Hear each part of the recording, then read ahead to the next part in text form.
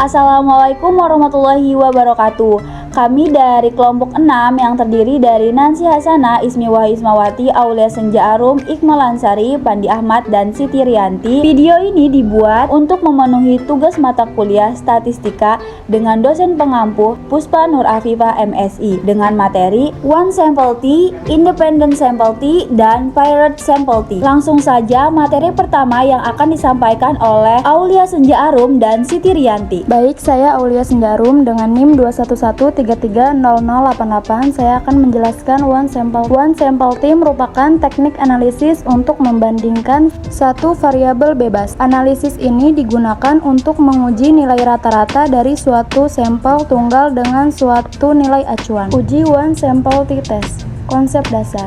Yang pertama, uji One Sample T Test disebut juga dengan uji T1 sampel. Yang kedua, tujuan uji One Sample T Test adalah untuk membandingkan rata-rata sampel yang diteliti dengan rata-rata populasi yang sudah ada. Yang ketiga, uji One Sample T Test dapat juga dipakai untuk menguji hipotesis dalam statistik deskriptif. Yang keempat, uji One Sample T Test merupakan bagian dari statistik parametrik. Oleh karena itu, asumsi dasar yang harus terpenuhi adalah data penelitian berdistribusi normal. Baik, di sini saya Siti Rianti dengan NIM 211330113 akan menambahkan atau memberikan contoh terkait One Sample T. Contoh di sini ada seorang peneliti membuat dugaan yang menyatakan bahwa rata-rata nilai UTS mahasiswa dalam mengikuti ujian praktek adalah 77,67. Untuk membuktikan hal tersebut, peneliti memilih secara random atau acak 12 mahasiswa yang mengikuti ujian praktek. Nilai rata-rata tersebut disampaikan di samping. Baik, kita langsung masuk ke aplikasi SPSS ini.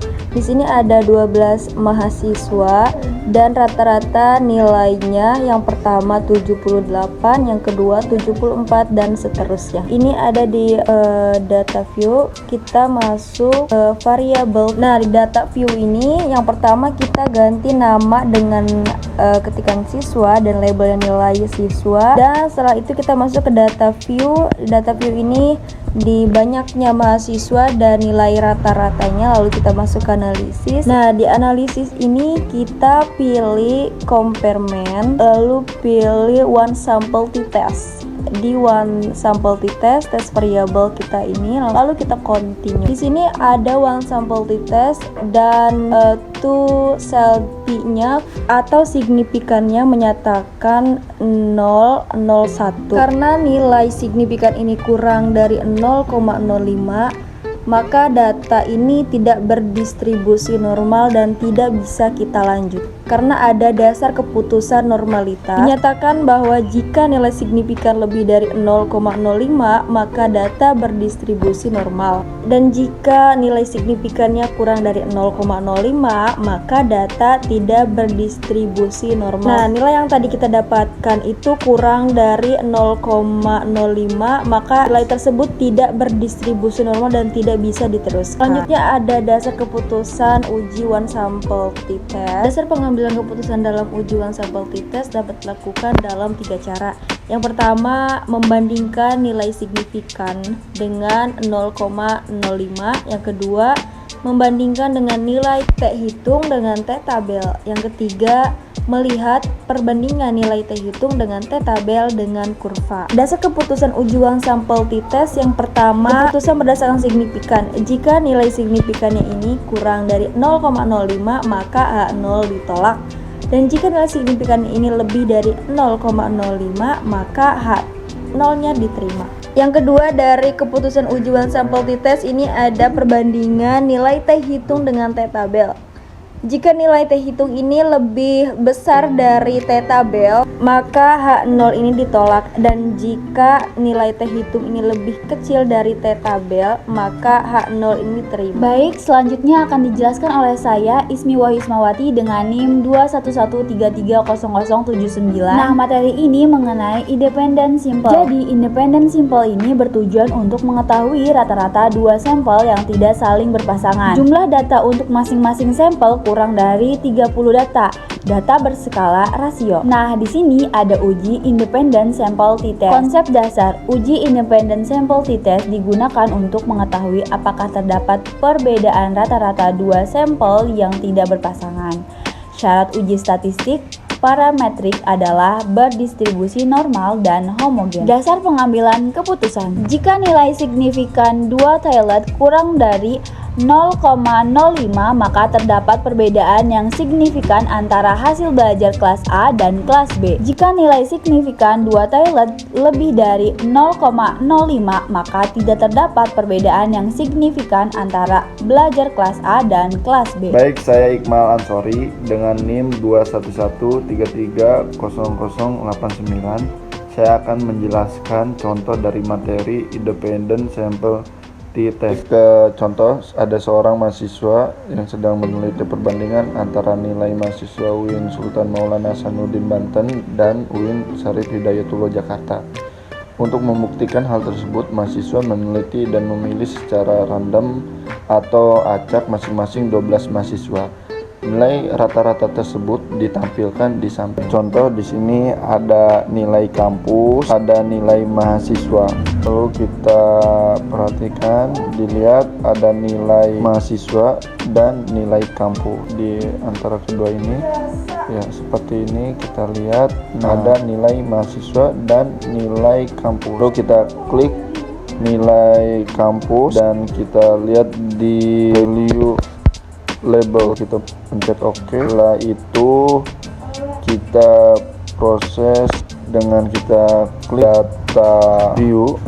Lalu di sini ada view kedua dari UIN SMA Banten dari 1 sampai 12 dan dilanjut dari 13 ke 24 itu UIN Syarif Hidayatullah Jakarta. Sudah seperti ini. Lalu kita klik analisisnya bagian komplement, lalu ada independent t-test, kita klik di situ ya, akan menghasilkan table independent sample t-test. Kita klik nilai mahasiswanya untuk dipindahkan ke tes variabel. Lalu ada nilai kampus, ini salahkan di tes variabel, lalu kita masukkan ke option variabel ya. Setelah itu kita pencet option, kita delete ini ya, kita klik sudah sampai oke, langsung akan menghasilkan seperti ini labelnya, label independent sample t-test. Jadi kita perhatikan perbandingannya kan sudah kelihatan. Di sini ada SD-nya,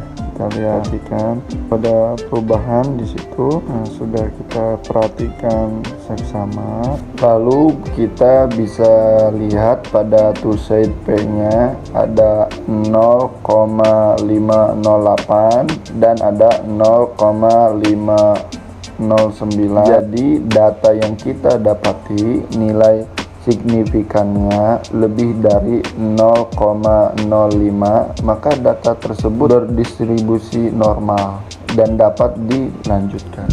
Baik, saya Nancy Hasanah dengan NIM 211330078. Di sini saya akan melanjutkan materi yang sebelumnya, yaitu Pirate Sample t-test. Pirate Sample t-test bertujuan untuk mengetahui apakah terdapat perbedaan rata-rata dua sampel atau dua kelompok yang saling berpasangan atau berhubungan data berskala rasio. Oke, next ke uji Pirate Sample t-test. Konsep dasar Pirate Sample t-test digunakan untuk mengetahui apakah terdapat perbedaan rata-rata dua sampel yang berpasangan. Dua sampel yang dimaksud adalah sampel yang sama namun mempunyai dua data. Uji Pirate Sample t-test merupakan bagian dari statistik parametrik. Oleh karena itu, sebagaimana aturan dalam statistik parametrik, data penelitian haruslah berdistribusi normal. Next, dasar pengambilan keputusan. Yang pertama, jika nilai signifikan kurang dari 0,05, maka terdapat perbedaan yang signifikan antara hasil pretest dan posttest. Yang kedua, jika nilai signifikan lebih dari 0,05, maka tidak terdapat perbedaan yang signifikan antara hasil belajar pada pretest dan posttest. Baik, terima kasih. Saya Pandi Ahmad dengan NIM 330-100 akan melanjutkan dengan contoh soal sebagai berikut. Dilakukan penelitian kepada 12 siswa tentang perbedaan nilai ujian matematika sebelum dan setelah melakukan bimbel. Rata-rata tersebut ditampilkan di samping. Baik, selanjutnya buka lembar kerja baru pada SPSS, lalu klik variabel view. Tambahkan nama sebelum dan sesudah. Ubah bilangan desimal menjadi 0, lalu labeli sebelum bimbel dan setelah bimbel. Setelah itu, klik data view, lalu masukkan data sebelum bimbel dan setelah bimbel, yaitu nilai ulangan matematika. Selanjutnya, klik menu analyze, lalu pilih compartment pirate sample t. Kemudian klik sesudah, masukkan ke kotak pirate variabel. Maka pada variabel terlihat dan sesudah dan sebelum. Lalu muncul 3 output. Yang pertama yaitu 73,50 dan sebelum dan setelah bimbel 83,25. Pirate sample test. Kita lihat di signifikan menunjukkan kurang dari 0,01. Artinya maka dapat disimpulkan bahwa terdapat perbedaan yang nyata atau signifikan antara hasil bimbel dan sebelum bimbel. Nah, itulah tadi pemaparan materi dari kami. Semoga bermanfaat. Thanks for watching.